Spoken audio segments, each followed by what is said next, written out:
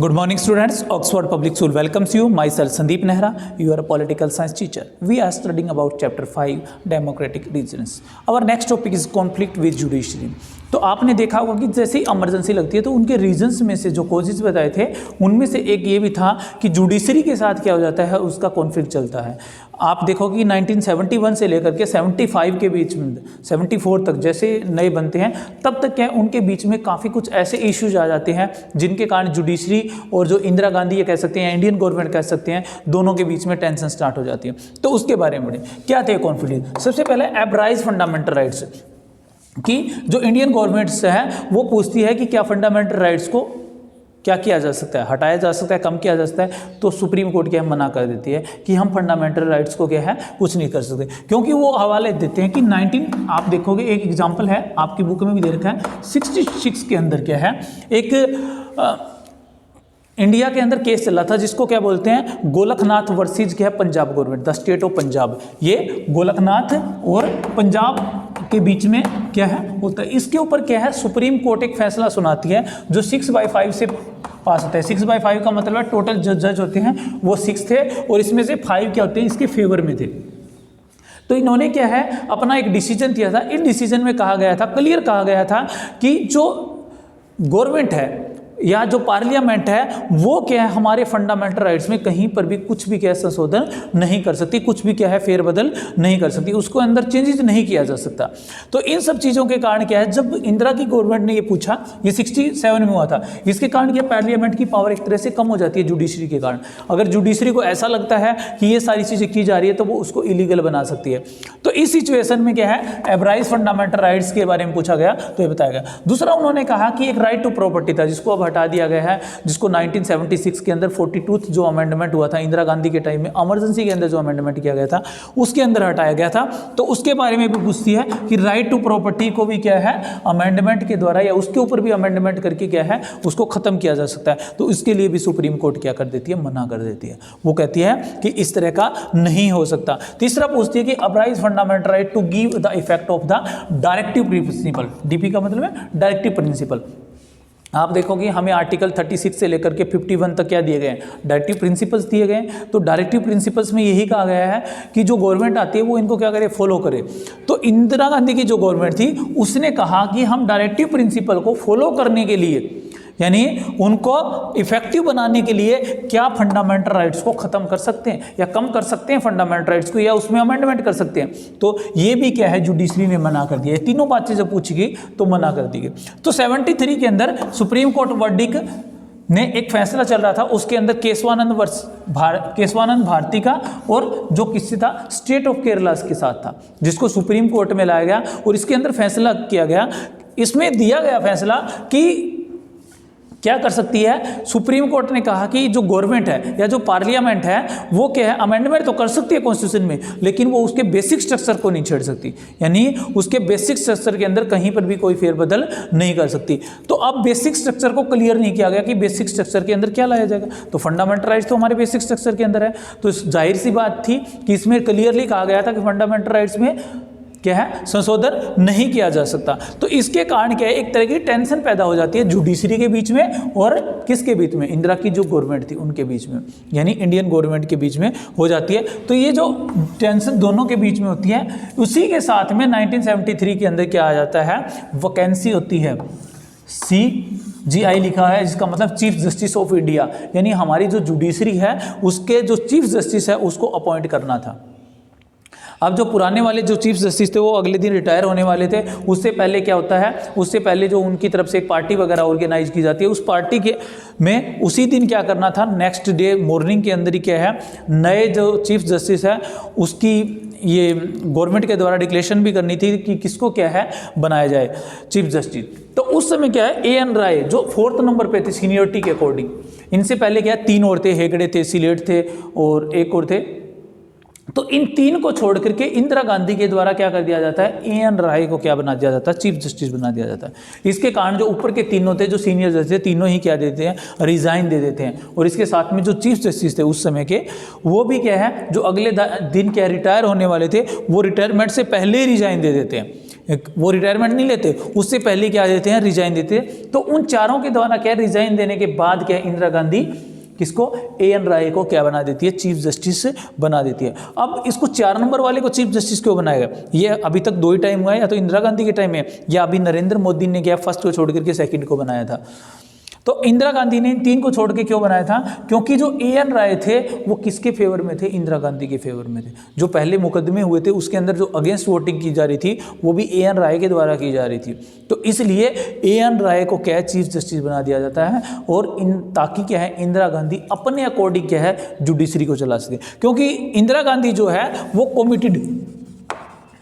Committed judiciary और committed bureaucracy चाहती थी। वो चाहती थी कि ब्यूरोक्रेसी और जुडिशरी जो हमारी है वो कॉमिटेड होनी चाहिए। कॉमिटेड का मतलब होता है वचनबद्ध, एक ऐसी होनी चाहिए जुडिशरी जो क्या है, इंडियन गवर्नमेंट्स के प्रति या पार्लियामेंट के प्रति कॉमिटेड हो, वचनबद्ध हो, कि उसने जो बोल दिया उसको पास करवाना ही करवाना है, उसी को क्या है इम्प्लीमेंट होगा और उसी को वो प्रोटेक्ट करेगी। इसी तरह की वो ब्यूरोक्रेसी भी चाहती थी कि ऑफिसर्स भी ऐसे हों जो क्या है, पार्लियामेंट ने या गवर्नमेंट ने जो पॉलिसीज लागू की है उसको आंख बंद करके मान ले, चाहे वो सही हो गलत हो, और उसका क्या है इम्प्लीमेंट करे। तो इसलिए इंदिरा गांधी ने क्या है, किसको दिया था, कॉमिटेड जुडिशरी और कॉमिटेड ब्यूरोक्रेसी के फेवर में थी। वो इस तरह की क्या है, जुडिशरी और ब्यूरोक्रेसी चाहती थी। तो इन सब चीज़ों के कारण क्या है, A.N. राय को बनाने के कारण यहाँ इनके बीच में, जुडिशरी के बीच में और एग्जीक्यूटिव के बीच में एक तरह की ये कह सकते हैं कि क्या हो गई, टेंशन पैदा हुई। तो जो 71 से लेकर के 73 का जो टाइम था, और जब तक क्या A.N. राय को नहीं बनाएगा तब तक दोनों के बीच में क्या है, एक तरह से क्या हो जाती है, टेंशन पैदा हो जाती है। और जब A.N. राय को बनाया गया तो उसी समय मूवमेंट भी चल रहे थे, आपने पहले पढ़ा हुआ, गुजरात मूवमेंट चल रहा था, बिहार में मूवमेंट चल रहा था। तो उसी मूवमेंट में जो J.P. नारायण कर रहे थे बिहार मूवमेंट को, उन्होंने भी इनको क्या क्रिटिसाइज किया, आलोचना की कि इस तरह से करना क्या है, लोकतंत्र की एक हत्या के समान है, यानी डेमोक्रेटिक के क्या है, अगेंस्ट माना जाएगा। तो इसलिए क्या है, इसकी जगह जगह पर क्या क्रिटिसाइज किया जाने लगा।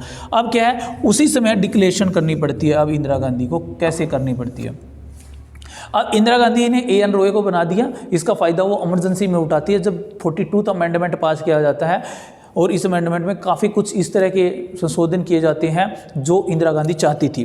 तो हम डिक्लेरेशन ऑफ इमरजेंसी लगा दें 12 जून 1975 को। ये लास्ट रीजन, उसी तरह का लास्ट रीजन, एक तरह का कोजिज माना जा सकता है, कारण माना जा सकता है उसी टाइम का इमरजेंसी का, कि क्यों लगाएगी। तो 12 जून 1975 को इलाहाबाद के हाई कोर्ट, उनके जो चीफ जस्टिस थे हाई कोर्ट के, जगमोहन लाल सिन्हा, उन्होंने क्या कहा, उन्होंने कहा कि इंदिरा गांधी ने जो लोकसभा का इलेक्शन लड़ा है, जो लोकसभा के इलेक्शन को वो जीत करके गई है, वो इलाहाबाद से, वो क्या है, इलीगल है। उनको इलीगल घोषित किया जाता है, यानी कि वो अवैध है, और उनको क्या है, लोकसभा का जो मेंबर है उस पद से क्या दिया जाए, हटा दिया जाए।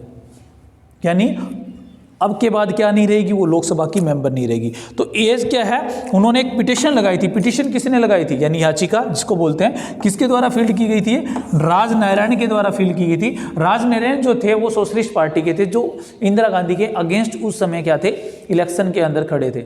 तो उनको ये लग रहा था कि इंदिरा गांधी ने इसके अंदर क्या है, जो गवर्नमेंट पॉलिसी है या गवर्नमेंट की जो ये कह सकते हैं कि रिसोर्सेज होते हैं, उनका क्या है, सही तरीके से यूज नहीं किया है, और जिनके कारण वो इलेक्शन जीत गई है। तो इन्होंने अपनी ये डाली थी, पिटीशन डाली थी किसके अंदर, इलाहाबाद हाई कोर्ट के अंदर, और इलाहाबाद हाई कोर्ट क्या है, इससे जीत जाती है। अब इंदिरा गांधी ये भी चाहती थी कि ये जो प्रेसिडेंट है, वाइस प्रेसिडेंट है, या फिर जो प्राइम मिनिस्टर है, उनको लेकर, इलेक्शन को लेकर किसी तरह का मुद्दा है तो वो हाई कोर्ट में जाना ही नहीं चाहिए। अगर इस तरह का हाई कोर्ट में नहीं जाएगा तो वो क्या हो जाएगा कि इस तरह के अवैध से जो अभी फैसला दिया उससे वो बच जाएगी, और आने वाले समय में भी वो इस चीज़ों से बच सकते हैं। तो ये फैसला 42 अमेंडमेंट में भी किया गया है कि प्राइम मिनिस्टर है, वाइस प्रेसिडेंट है और प्रेसिडेंट है, उनके इलेक्शन को क्या है, किसी भी हाई कोर्ट के अंदर चुनौती नहीं दी जा सकती। उसके बाद ये किया गया है।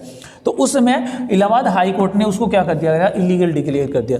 जैसे ही उसको इलीगल डिक्लेयर किया जाता है तो इंदिरा गांधी को लगा कि अब सिचुएशन क्या है, उसके हाथ में नहीं है। तो 24 वो कहाँ डालती है, सुप्रीम कोर्ट में डालती है। तो 24 जून 1975 को क्या है, उनको क्या है, प्रोटेक्शन के रूप में ये कहा जाता है कि वो मेंबर तो बनी रहेगी लोकसभा की, उनको क्या है, लोकसभा से इस्तीफा अभी नहीं देना पड़ेगा जब तक उनकी अपील चल रही है, लेकिन वो लोकसभा की किसी मीटिंग के अंदर पार्टिसिपेट नहीं कर सकती। यानी कि जो पावर उसको यूज करनी है वो पावर का वो यूज नहीं कर सकती। तो 24 को ये फैसला लिया गया।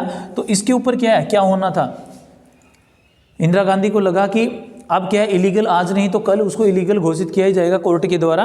तो इसलिए क्या है, दूसरा क्या है, जेपी नारायण उस समय क्या थे, टोटल लिबरेशन चला रहे थे पूरी इंडिया के अंदर। ये क्या है, एक तरह से क्या है, मूवमेंट फैल चुका था, जो बिहार मूवमेंट था वो फैल चुका था। उन्होंने एग्रीगेट किया और अनाउंस किया क्या, सत्याग्रह, किसके लिए, रेजिग्नेशन ऑफ इंदिरा गांधी। उन्होंने कहा इंदिरा गांधी को क्या कर देना चाहिए, रिजाइन कर देना चाहिए। और उन्होंने क्या है, अवैध तरीके से क्या है, डेमोक्रेटिक सिस्टम को दूर करते हुए क्या है, इलेक्शन को जीता है, जो कि बिल्कुल करता है। उन्हें लोगों की भावनाओं को, फीलिंग्स को समझना चाहिए। इसलिए उन्होंने क्या है, सत्याग्रह अनाउंस कर दिया था कि अगर इंदिरा गांधी रेजिग्नेशन नहीं देती है तो 25 जून 1975 को क्या है, वो दिल्ली के रामलीला ग्राउंड के अंदर, आप देखते हो ज़्यादातर वहीं पर स्ट्राइक होती है, जितनी भी पीसफुली होती है। अन्ना हजारे ने की, आम आदमी पार्टी ने की थी स्टार्टिंग के अंदर, तो वो वहीं पर की थी। तो 25 जून 1975 को नेशनल वाइड सत्याग्रह की बात करते हैं कि पूरे इंडिया के अंदर ये सत्याग्रह का मूवमेंट चलाया जाएगा। और इसके लिए वो इन्वाइट करते हैं अपोजिशन के बड़े बड़े जितने भी लीडर्स थे, उन सबको इन्वाइट किया जाता है। वो सारे पहले ही उसके साथ वैसे जुड़े हुए थे, क्योंकि वो भी चाहते थे कि अगर इंदिरा गांधी को हटाया जा सकता है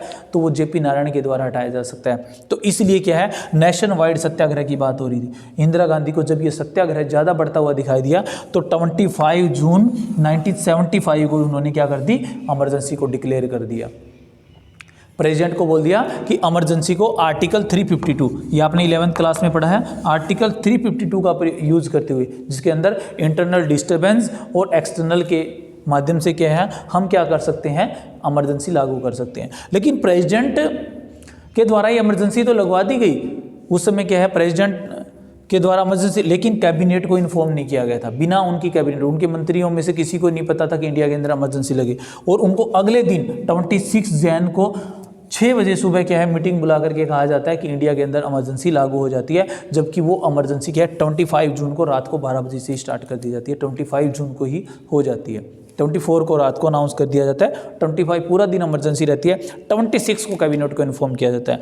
तो ये जो इमरजेंसी जब लागू होती है तो उसमें क्या किया जाता है, सेंसरशिप लगा दी जाती है। कोई भी प्रेस वगैरह है, मीडिया वगैरह है, उसको क्या है, कोई भी न्यूज़पेपर लगाने की परमिशन नहीं दी जाती। 12 बजे ये ऑर्डर दे दिया जाता है कि उन सभी जितनी भी प्रेसेज है उनकी लाइट कट कर दी जाए। और 2 बजे के आसपास क्या है, सारी की सारी प्रेसेज है उनकी लाइट को क्या है, कट कर दिया जाता है। इसके अलावा क्या है, प्रिवेंट डिटेक्शन जो हमारा होता है, निवारक नज़रबंदी जो है कानून है, उसके तहत क्या है, लगभग जो बड़े बड़े लीडर थे, जिसके अंदर जेपी नारायण भी थे, उनको क्या अरेस्ट कर लिया जाता है। और कहा जाता है कि आप क्या इंटरनल डिस्टर्बेंस करना चाहते हो, इसके कारण क्या है, आपको जेल में डाला जाता है, यानी पकड़ा जाता है। तो प्रिवेंट डिटेक्शन का यूज करते हुए, निवारक नज़रबंदी का यूज करते हुए क्या है, काफ़ी कुछ को अरेस्ट कर लिया जाता है। इसमें किसी को बताने की जरूरत नहीं पड़ती कि आपको क्यों अरेस्ट किया जा रहा है। तो इसलिए इस लॉ को यूज किया जाता है। इसके अलावा एक मीसा भी कानून था उस समय, मीसा का भी काफ़ी यूज किया जाता है। तो इन सब चीज़ों के कारण इमरजेंसी का डिक्लेरेशन हो जाता है और इसके साथ ही क्या है, उसके काफ़ी इफेक्ट पड़ते हैं। तो आगे के टॉपिक में हम उसके जो कॉन्स्टिट्यूशन निकले थे, परिणाम निकले थे, उनके बारे में पढ़ेंगे। Okay, thank you, have a nice day.